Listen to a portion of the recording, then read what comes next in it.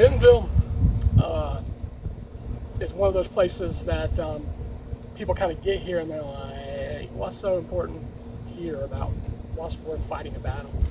The last major battle really of the Western theater, depends on how you define a major battle. You know, if someone's shooting at me, I think that's a major battle, right? No matter how big the battle is. But also, you know, one of the last major battles of the war, the largest battle ever fought in North Carolina in any war, of course, happens so late at the end of the war that so much stuff happens within the next couple weeks afterwards as you get into April, that Bentonville kind of gets overshadowed in the closing of the campaigns. But the soldiers who fought here, thought Bentonville was a major battle. Many of them, especially in the Union left wing from March 19th, really compared it to Chickamauga, especially the 14th Corps, and some of the 20th Corps guys compared it to Gettysburg, whereas the Confederates had some very similar recollections.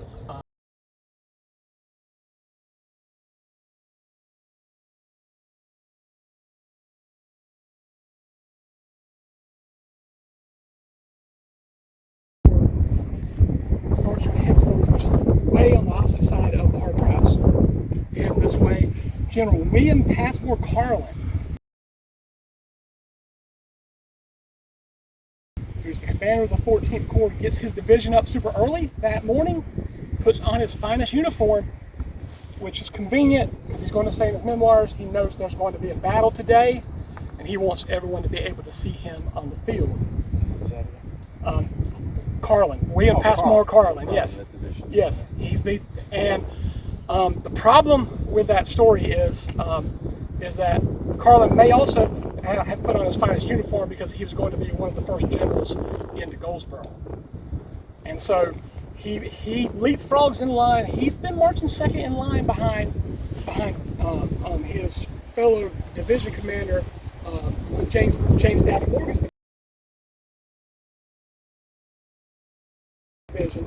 Even though Carlin's division's first, that's because Carlin and his corps commander, the commander of the 14th Corps, who has the unfortunate name of Jefferson C. Davis, are not on speaking terms. And Carlin and Davis detested each other. It actually goes back to Stones River, back in it was New Year's Eve and New Year's Day, 62, 63. And so, but Johnson says you can't worry about this stuff right now. So he's trying to set that example. So he keeps him in charge of half his army. He's going to say it was a great. Eventually, he's going to say it was a great weakness on my part because I should have sent him packing day one. I should have sent him packing.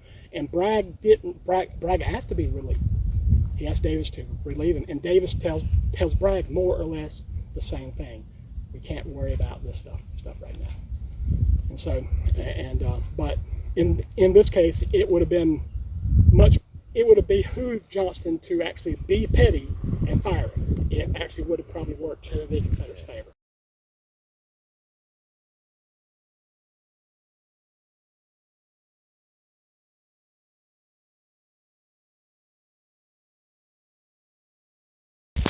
That's a revetment log right there.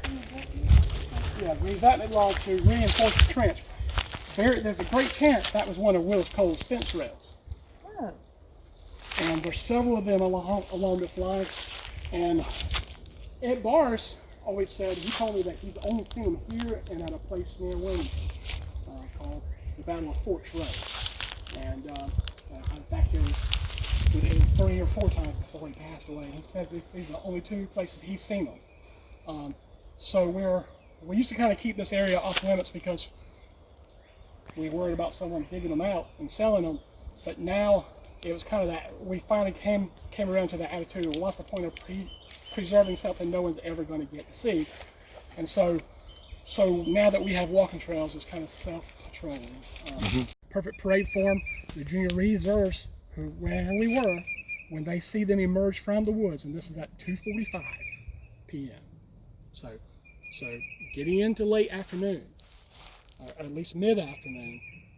So it's taking them this long to get organized to launch this assault. Carlin's probing assault had been at noon, but the Confederates still weren't ready because they're still waiting on Tolliver,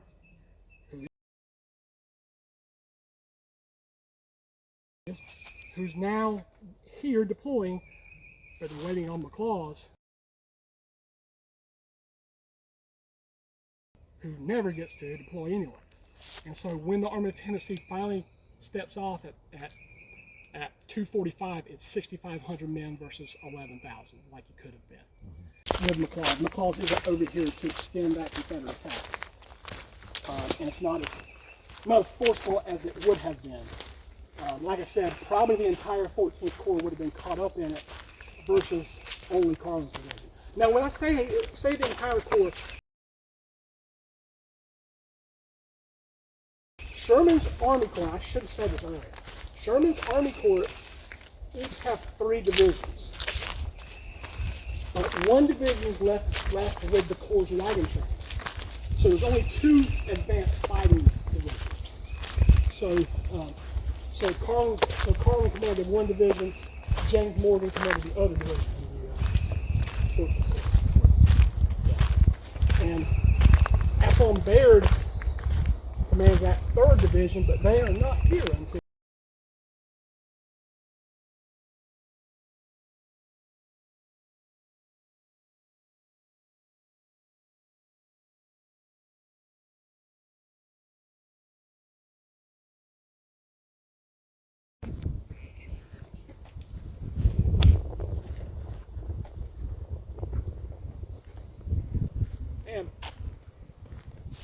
so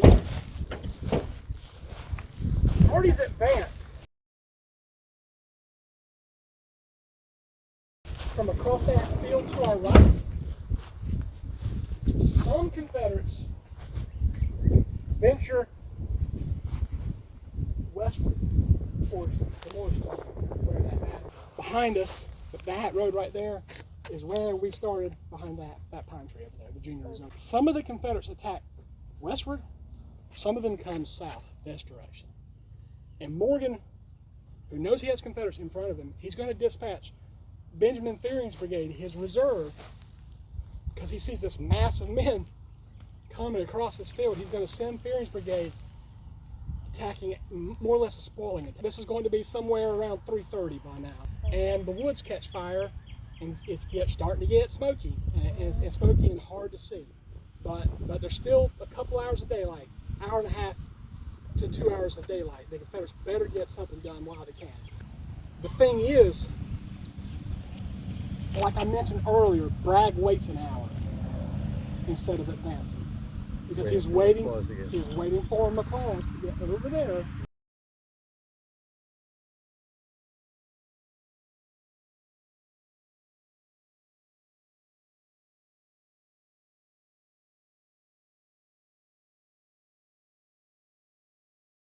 And this shows your angle of view.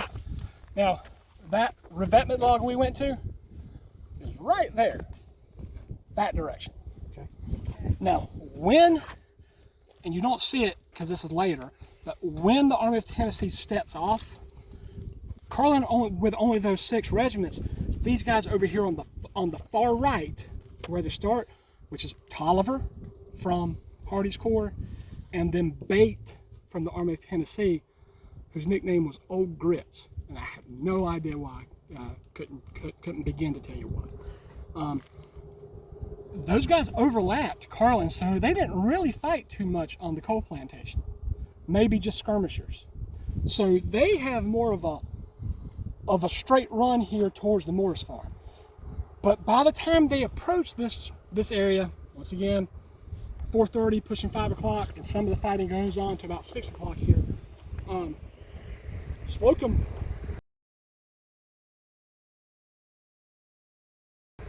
knows from what happened to Carlin and Robinson that he needs to go over on the defensive, and this whole idea of sending brigades towards the front piecemeal isn't going to work. See how closely if you overlay it on a modern map. It does. Right here, facing off in that field, Now, where are the Confederates at this point? Confederates are behind us. There is a creek that runs between the Confederate lines and the Federal lines on the second and third days called Sam Howell Branch. Skirmishing back and forth across Sam Howell Branch. And there's some really cool rifle pits in the woods that you don't really see in many places where the skirmishers, individual foxholes essentially versus trench lines. And coming back and forth across, and that's what the 20th is. And then they shift Hardee's Corps way over to the right. But there's nothing to worry about over there because the left wing is more or less shot as both.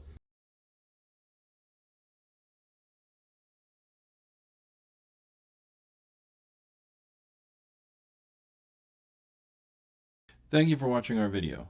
Please remember to like, share, leave a comment, and subscribe. It really helps us grow the channel.